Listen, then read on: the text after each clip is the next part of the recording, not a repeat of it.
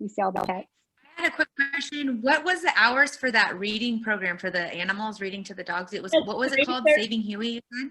Huey's reading program is from 3:30 to 4:30 every Wednesday. And it's great because the kids can come in, they get a little mat, and then they can go and read to the animals.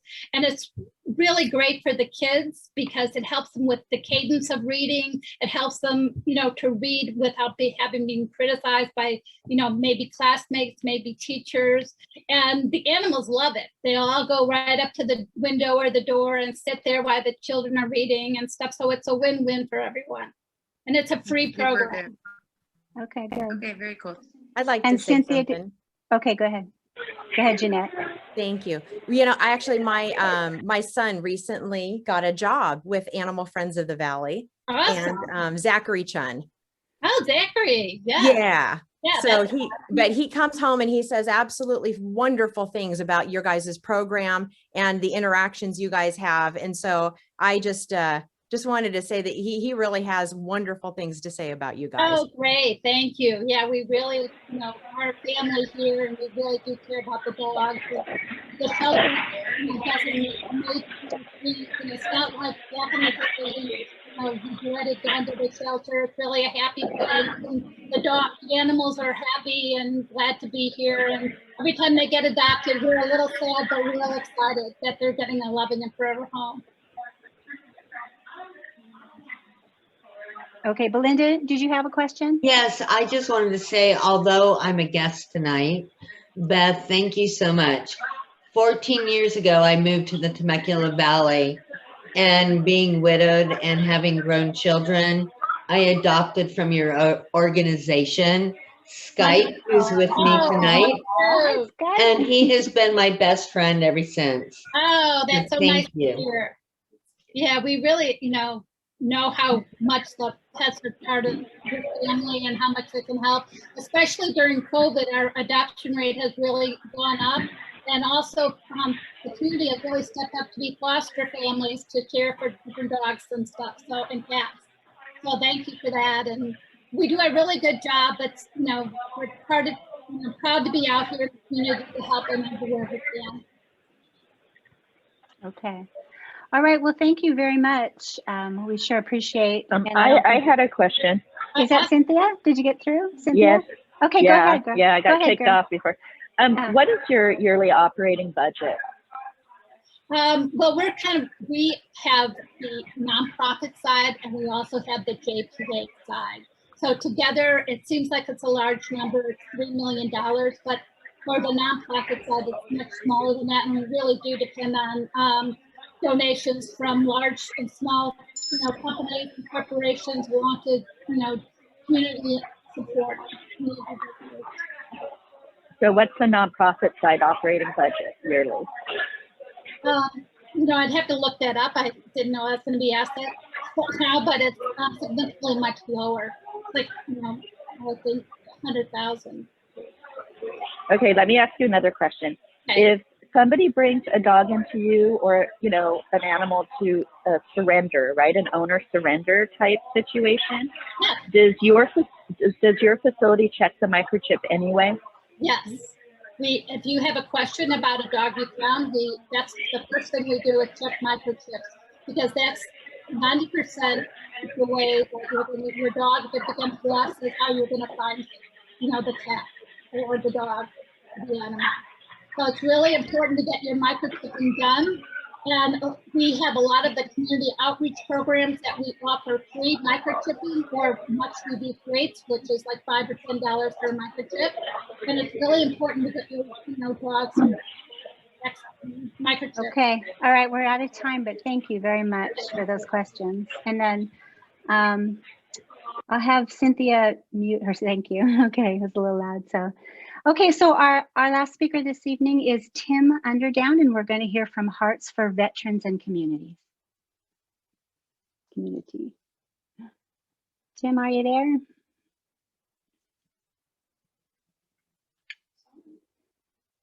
No, where'd Tim go? Tim, you got to unmute yourself. There you go. Now? Nice. Okay, cool. All right, So you got my 5 minutes, Tim. Go down. ahead. Mhm. My name's Tim Underdown. We're from Caring Hearts for Veterans and Community. I'm here with Dina Schieffer and Carrie Gardner. Currently, we established in 2017 when we started our program. Our program operates out of the VFW in Wildomar, and we work closely with the VFW for the veterans here in our community. Also, we work closely with the school district and help all of the children in the school district with gifts, usually at Christmas time and holidays. We also work with families that, fire families that have been, their homes have burnt out. And we work closely with those families, trying to help them out, putting them up in a hotel for a day or two, and then also providing food and clothing. Our current projects, we're working out of we work with March Air Force Base, and they have a transitional shelter there for veterans who, once they get out of the military, they have no jobs. So the families, the transitional house houses the families with their children until they can find a job and get on their feet. So we work really closely with them, providing food, clothing, and other supplies that they need. Their needs vary from month to month, so we keep close contact with them to help out with their needs. Of course, and we also help with the homeless shelter out there. We just currently started working with the homeless shelter out there to provide food and clothing for them also. Our current projects that we're working on, and of course, like everybody else, because of COVID-19, it's been very hard for us to raise money and get donations. Our main source of income that we get is doing dinners at the VFW here in Wildomar, and also taking donations. Of course, with everything shut down, we have not been able to do the dinners. We are starting back up, but currently, you know, our funds are low right now. And our projects, our current projects we're trying to work on are, we are trying to raise money to get fishing poles and fishing equipment for the transitional house and the children out at March Air Force Base. So the people who operate the transitional facility can take these kids and take them out fishing and do stuff. Most of the time, they're just kind of stuck there at the transitional center. So they really like to work hard with the kids to get them out doing something in the community. We also are trying to work closely with the school district with stuff for kids that their needs are internet and clothing and of course food. With the school district closed, it's really difficult for them to get the meals that they need. The school district usually provides meals for them, and with the schools being closed, they're not getting those meals that they need. Normally at Christmas time, we provide like 3 weeks worth of food and clothing, also gifts for the kids that we choose from the school district. In the past, before COVID, we have been able to supply to about 60 families and also provide food, clothing, and everything for about 128 to 130 kids. So again, last year with COVID, we weren't able to do that. We were able to do a few things for the transitional facility out at March Air Force Base, but that was about it for last year. So with your donations, we will be able to do a lot more, of course, during the holidays.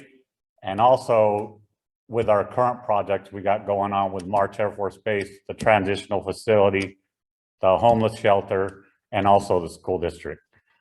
Again, I just heard about you guys. We just kind of, you know, with the nomination, and we really, really appreciate what you're doing for everybody and all a nonprofit.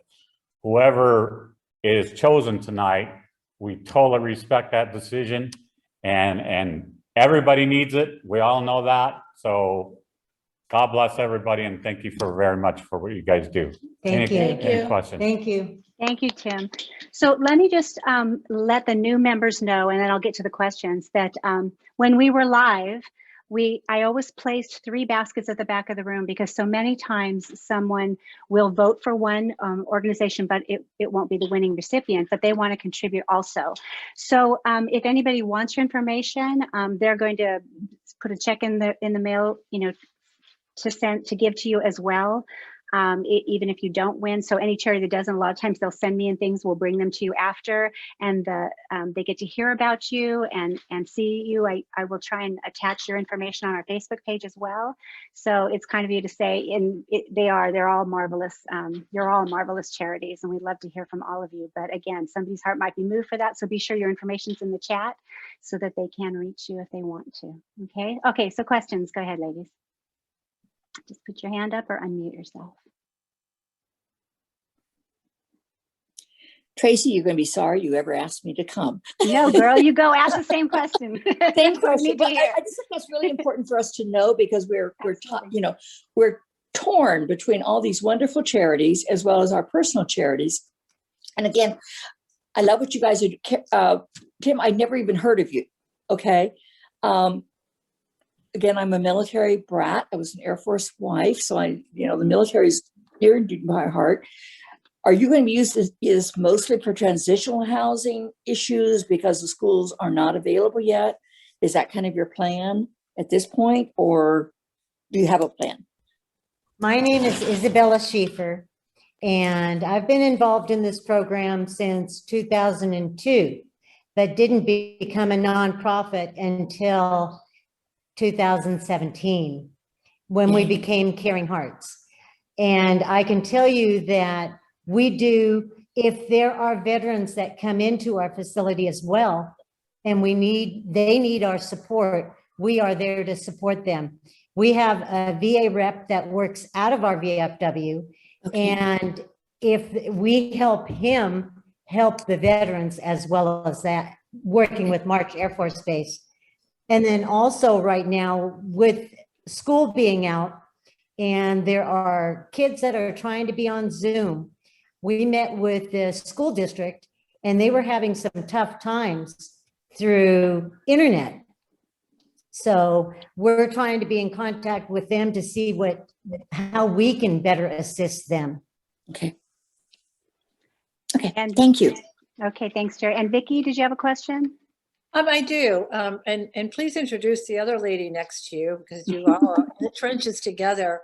What area do you serve? I know you're March Air Force, and you mentioned Wildomar. So if you just give us the region that you serve, and what is the main thing that you feel that we need to give our veterans for your organization? Mm-hmm.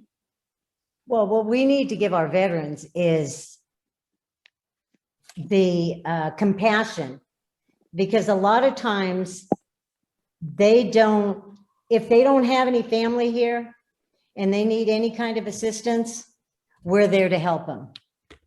Whether it's buying them something special, and we do everything on a personal basis. So I wanted to introduce our other female that's sitting on our board here. This is Carrie Gardner. Hello. Hi, Carrie. Also been with the program for, how many years has it been, Carrie? 2006, before we became Caring Hearts. I don't want everyone to think we're just here for the veterans. We're also here for our community. Yes. They want to know what community. Everywhere, anywhere in this Riverside County, we're willing to help anyone that is in need, a child in need in our school districts, Marietta, Lake Elsinore, Menifee. That's what we're really here for, our veterans and our community. Okay, and let's hear from Bridget, because she's the one that nominated them. She found this pearl of a charity. Thank you, Tracy.